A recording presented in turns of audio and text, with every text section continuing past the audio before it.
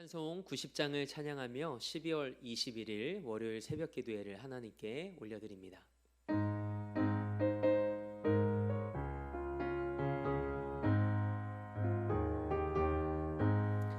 주 예수 내가 알기 전 날 먼저 사랑했네.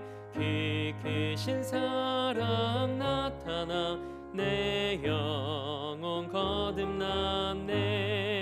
주 내 맘에 늘 계시고 나 주의 안에 있어 저 포도비유 같으니 참 좋은 나의 친구.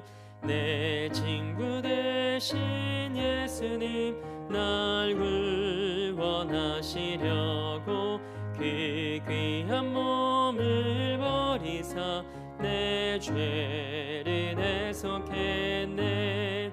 나 주님을 늘 믿으며 그 손을 의지하고 내 몸과 마음을 바쳐서 끝까지 충성하리. 내 진실하신 친구여 그는 해 내려주사 날 항상 보호하시고 내 방패 되옵소서. 그 풍성한 참 사랑을 능히 끊을 소냐. 날 구원하신 예수는 참 좋은 나의 친구. 사도신경으로 우리의 신앙을 고백합니다. 나는 전능하신 아버지 하나님 천지의 창조주를 믿습니다. 나는 그의 유일하신 아들 우리 주 예수 그리스도를 믿습니다. 그는 성령으로 잉태되어 동정녀 마리아에게서 나으시고 본디오 빌라도에게 고난을 받아 십자가에 못 박혀 죽으시고 장사된 지 사흘 만에 죽은 자 가운데서 다시 살아나셨으며 하늘에 오르시어 전능하신 아버지 하나님 우편에 앉아 계시다가 거기로부터 살아있는 자와 죽은 자를 심판하러 오십니다. 나는 성령을 믿으며 거룩한 공교회와 성도의 교제와 죄를 용서받는 것과 몸의 부활과 영생을 믿습니다. 아멘. 찬송 91장 우리 한 장 더 박수하며 하나님 앞에 찬양으로 영광 올려드립니다.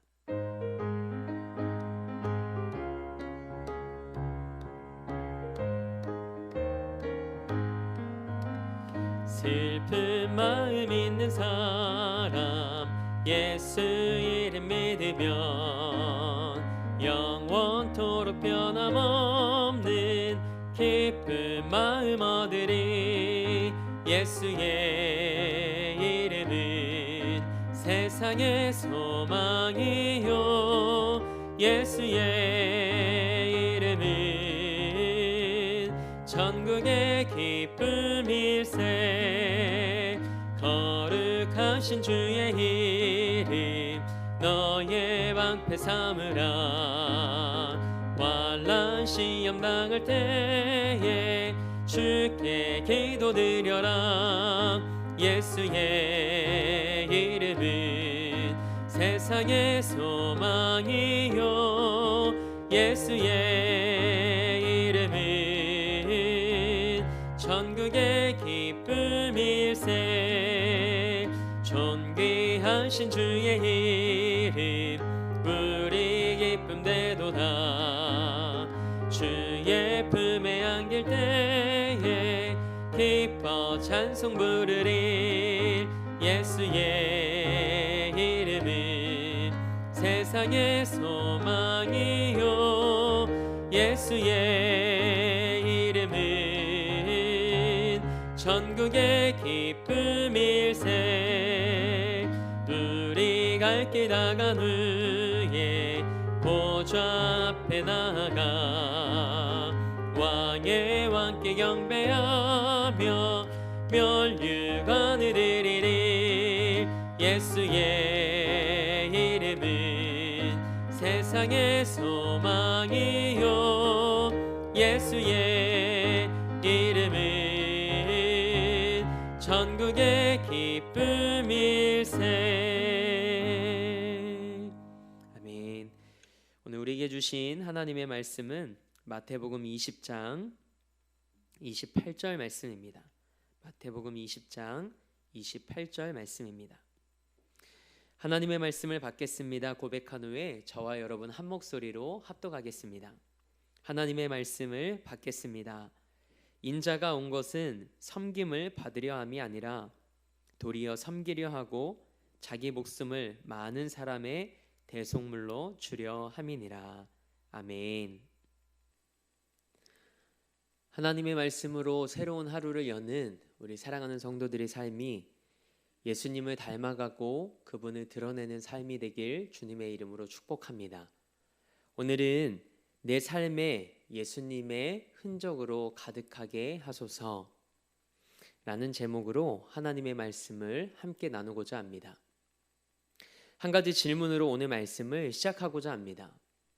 여러분은 여러분이 섬김을 받을 때가 기쁘신가요? 아니면 여러분이 섬기실 때가 기쁘신가요?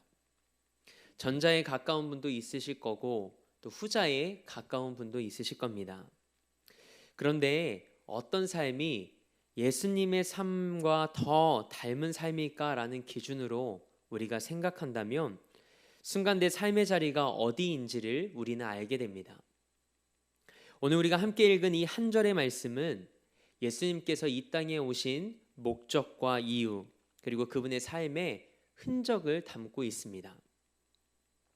이 말씀을 조금 더 잘 이해하기 위해서는 이 말씀 앞에 기록된 말씀으로 우리의 시선을 옮겨야 합니다. 본문 말씀 앞으로 우리의 시선을 옮기니 예수님의 제자들이 등장합니다. 예수님의 제자들은 적어도 3년이란 시간 동안 예수님을 따르며 예수님과 함께 살았던 사람들이었습니다. 예수님 가장 가까이에서 그분의 삶의 모습을 보고 그분의 가르침을 받으며 살았던 사람들이었죠. 그런데 오늘 말씀 속에서 우리가 만난 제자들의 모습은 과연 저들이 예수님과 함께 살았고 예수님의 가르침을 받은 사람들이 맞나? 라는 의구심이 들 정도입니다. 예수님을 닮은 삶의 모습들이 전혀 보이지 않습니다. 남을 섬기기보다는 남보다 더 높아지려 하고 더 인정받고 싶어하는 그런 모습으로 가득합니다. 본문 앞에 기록된 20절 말씀은 그때라는 단어로 시작합니다. 그때는 어떤 때였을까요? 그때를 알기 위해서는 마태복음 20장 17절에서 19절 말씀을 먼저 알아야 합니다. 예수님께서는 제자들과 함께 예루살렘으로 올라가시기 전에 이번에 예루살렘에 가면 어떤 고난을 당하게 될 것인지를 말씀하십니다. 예루살렘으로 가면 내가 대제사장들과 서기관들에게 넘겨질 것이고 그들이 나를 죽이기로 결의하고 이방인들에게 넘겨줄 것이라고 말씀하십니다. 그리고 나를 조롱하며 채찍질하고 십자가에 못 박을 것이라고 말씀하십니다. 하지만 나는 3일 만에 다시 살아날 거란다 라고 제자들에게 말씀하십니다. 예수님은 제자들에게 자신의 고난과 부활에 대해 말씀하셨습니다. 예수님은 예루살렘으로 올라가시며 장차 그분에게 임할 순환을 3번째로 예고하십니다. 하지만 제자들은 예수님의 말씀을 듣고 어떤 반응을 보였나요? 예수님께서 고난당하실 것이란 이야기를 듣고도 함께 고민하는 제자가 단 한 사람도 없었습니다. 제자들은 온통 자기 자신이 예루살렘에 가면 더 높은 자리에 앉게 될 것만을 생각하고 있었습니다. 그리고 이어지는 말씀에서 세베대의 아들의 어머니가 주의 나라에서 아들 중 하나는 예수님의 우편에 또 다른 한 아들은 예수님의 좌편에 앉게 해달라고 간청을 합니다. 야고보와 요한은 심지어 자신의 어머니까지 대동하여 다른 제자들보다 더 높은 곳에 앉게 해달라고 청탁을 합니다. 왜 그랬을까요? 당시 팔레스타인은 로마의 지배를 받는 상황이었습니다. 그래서 제자들은 권세 있는 자가 되어서 통치하는 것이 얼마나 대단한 것인지를 알았습니다. 그렇게 그들은 힘을 갖고자 하는 욕망을 품게 됩니다. 예수님의 여러 비유와 반복되는 가르침에도 불구하고 이들은 하나님 나라의 성격을 오해하고 있었습니다. 마태복음 19장 28절 말씀을 보면 사실 제자들에게는 12보좌에 앉을 권한이 이미 허락되었습니다. 그러나 그들은 서로 보다 더 높은 자리에 앉기를 원했습니다. 인간의 내면에는 이런 욕망들이 있습니다. 수단과 방법을 가리지 않고 남을 짓밟아서라도 높은 자리에 올라가 권력을 누리려는 욕망이 모든 사람들의 마음에 한켠에 자리 잡고 있습니다. 이것을 부인할 사람은 없을 겁니다. 10명의 제자들은 야고보와 요한이 한 일을 알고 나서 분노에 휩싸입니다. 그래서 예수님은 제자들을 불러 모으시고 섬기는 제자도에 대해 가르치시기 시작합니다. 예수님의 가르침의 요점은 세속적인 가치가 제자들의 삶에 적용되지 않도록 하라는 것이었습니다. 예수님은 세상의 가치를 뒤엎으십니다. 그리고 섬김의 본을 제시하십니다. 하나님 나라가 세상 나라와 같은 줄 오해했던 제자들의 생각을 바로잡아 주십니다. 사실 예수님은 제자들이 자기가 더 높아지고 인정받으려 하는 이 문제를 이날 처음 교훈으로 말씀하신 것은 아니었습니다. 예수님은 제자들에게 틈이 나실 때마다 말씀해 오셨습니다. 마태복음 18장 4절에 그러므로 누구든지 이 어린아이와 같이 자기를 낮추는 사람이 천국에서 큰 자니라 라고 말씀하셨습니다. 요한복음 13장 14절 말씀에서도 친히 제자들의 발을 씻겨주시며 내가 행하며 본을 보인 것처럼 너희가 서로의 발을 씻어주는 것이 옳다라고 당부하십니다. 예수님은 계속해서 강조하셨고 제자들에게 반복해서 말씀하셨습니다. 이 말씀의 핵심은 높아지려 하지 말고 자신을 낮추고 섬기며 살라는 말씀이었습니다. 그러나 제자들의 삶에는 변화가 없었습니다. 예수님과 3년 동안 동행하며 말씀을 듣고 그분 가장 가까운 곁에서 예수님의 삶을 지켜보았던 그들이었지만 여전히 누가 더 높으냐를 다툴 뿐이었습니다. 그래서 우리에게는 성령 하나님이 필요합니다. 성령님이 우리 삶을 새롭게 변화시켜 주시지 않는 한 우리 삶에는 아무런 변화가 찾아오지 않을 겁니다. 예수님은 마태복음 20장 25절 말씀을 통해 세상에서는 누가 높은 사람이며 누가 더 인정과 대우를 받는지를 알려주십니다. 권력을 가진 자가 높은 사람이라고 말씀하십니다. 지금도 그렇고 앞으로도 그렇고 이 세상의 방식은 변하지 않을 겁니다. 그러나 예수님은 너희들은 세상이 말하는 방식대로 살아서는 안 된다라고 말씀하십니다. 마태복음 20장 26절에서 27절 말씀입니다. 너희 중에는 그렇지 않아야 하나니 너희 중에 누구든지 크고자 하는 자는 너희를 섬기는 자가 되고 너희 중에 누구든지 으뜸이 되고자 하는 자는 너희의 종이 되어야 하리라. 아멘. 우리 삶에서 예수님의 말씀이 힘을 얻어야 합니다. 교회에서는 크고자 하는 자가 섬기는 자가 되어야 합니다. 으뜸이 되고자 하는 자가 종이 되어야 합니다. 이것이 하나님께서 원하시는 모습입니다. 사랑하는 성도 여러분, 속된 말로 집사 직분을 받는다는 의미는 교회 안에서 높아진다는 의미일까요? 집사라는 한자는 잡을 집에 일 사자를 씁니다. 교회에서 일을 붙잡고 낮은 자의 자리에서 섬기는 사람이 집사입니다. 헬라어 디아코노스의 뜻도 섬기는 자라는 의미를 내포하고 있습니다. 신앙 공동체 안에서 집사가 된다는 것은 한 단계 높은 자리에 올라서는 것이 아니라 오히려 섬기는 자리로 내려가는 섬김의 삶을 사는 것입니다. 권사와 장로의 직분은 더 그렇습니다. 목회자로 부름받은 사람의 삶은 말할 것도 없습니다. 그래서 저는 아내와 종종 이런 이야기를 나눕니다. 목회자는 하나님의 종이기도 하지만 성도들을 섬기는 자임을 늘 잊지 말자고 이야기를 나눕니다. 섬김받는 것에 익숙해지지 말고 섬김받는 것보다 섬기는 목회자로 살아가자고 종종 그렇게 이야기를 아내와 나눕니다. 어떤 교회가 성경적인 교회일까요? 목회자와 성도들이 예수님께서 하신 말씀대로 순종하며 살아가는 교회입니다. 그러므로 교회는 섬기는 사람이 많아야 합니다. 저는 우리 대림교회가 그런 교회인 줄 믿습니다. 그리고 시간이 흐른 후에 더 그런 교회가 되어갈 것을 믿어 의심치 않습니다.